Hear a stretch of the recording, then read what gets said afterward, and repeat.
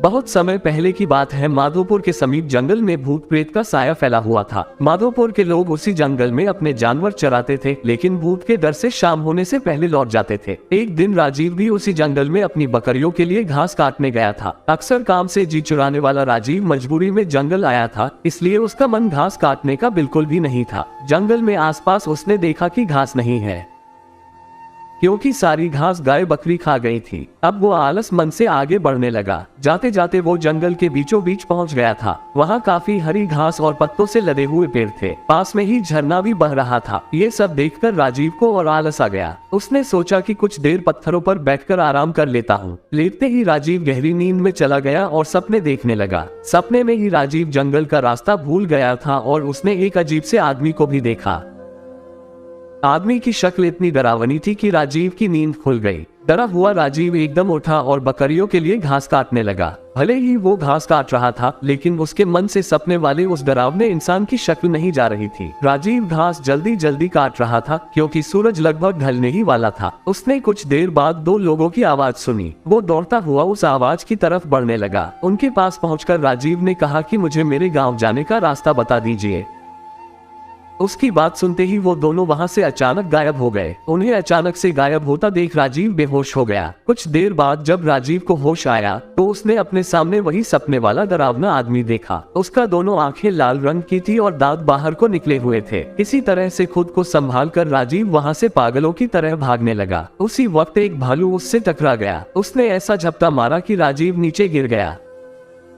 तभी भालू भी आदमी की शक्ल में आ गया। वो भी अजीब और डरावना था। हाथ टेढ़े मेढ़े, होंठ कटे हुए और पैर उल्टे थे। अब राजीव को कुछ समझ में नहीं आ रहा था कि उसके साथ क्या हो रहा है। उधर उसके घर वाले भी परेशान हो रहे थे। रात के 10 बज चुके थे, लेकिन राजीव घर नहीं लौटा था। उसका भाई उसे ढूंढने के लिए जंगल की तरफ निकल गया। राजीव का भाई एक पैर से ठीक से चल नहीं पाता था। उसके मदद के लिए उसके माता पिता के साथ ही गाँव के कुछ लोग भी निकल पड़े।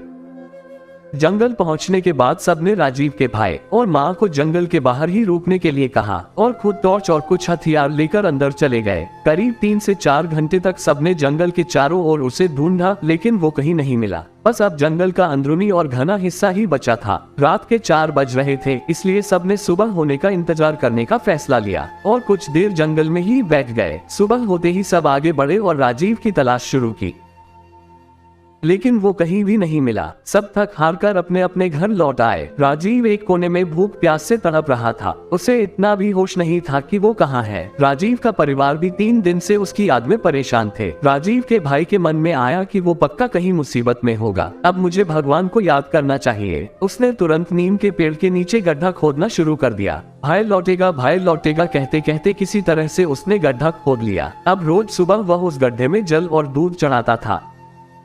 उसका मानना था कि उनके देवता उसी नीम के नीचे ही रहते हैं। वो रोज सुबह उसी पेड़ के पास बैठ जाता और उसे कोई भी उठाने के लिए आता तो उसे धक्का मार देता था। नीम के पेड़ के नीचे बैठकर राजीव का भाई बस यही कहता था कि मेरा भाई आएगा, उसे मेरे भगवान लेकर आएंगे। राजीव के न मिलने और उसके बड़े भाई की ऐसी हालत देखकर गाँव वालों ने एक भगत को बुलाया। उन्होंने कुछ देर ध्यान लगाकर सबको बताया कि राजीव जिंदा है और वो कल घर आ जाएगा।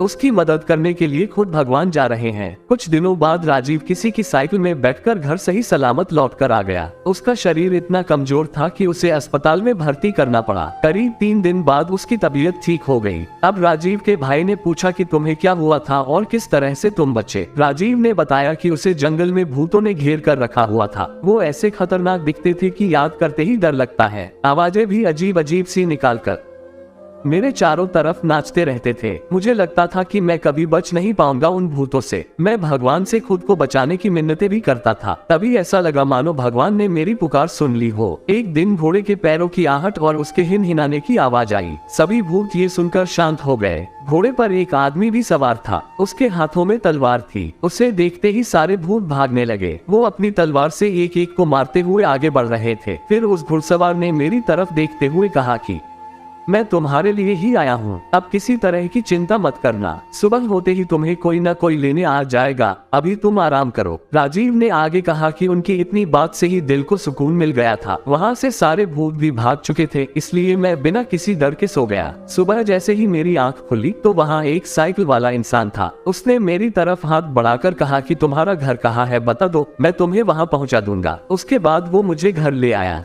सीख, भगवान पर अटल विश्वास हो तो वो भक्त की मदद करने के लिए किसी न किसी रूप में जरूर आते हैं। सूचना, ये कहानी काल्पनिक है और इस कहानी का किसी भी जीवित पात जगह से कोई भी संबंध नहीं है। किसी के भी धर्म, जाति, भावनाओं को ठेस पहुंचाने का इस कहानी का उद्देश्य नहीं है। तो दोस्तों, ये थी हमारी आज की कहानी। आपको कैसी लगी और क्या कहना आपको इस कहानी के बारे में, कमेंट करके हमें जरूर बताएं। वीडियो को लाइक कर दीजिए और इसी तरह की कहानियां देखने और सुनने के लिए हमारे चैनल को सब्सक्राइब करके घंटी को दबाकर ऑल पर सेट कर लीजिए, ताकि आने वाली वीडियो का नोटिफिकेशन आपके पास तुरंत पहुंचे। मैं मिलता हूं आपसे अगली वीडियो में, तब तक के लिए धन्यवाद।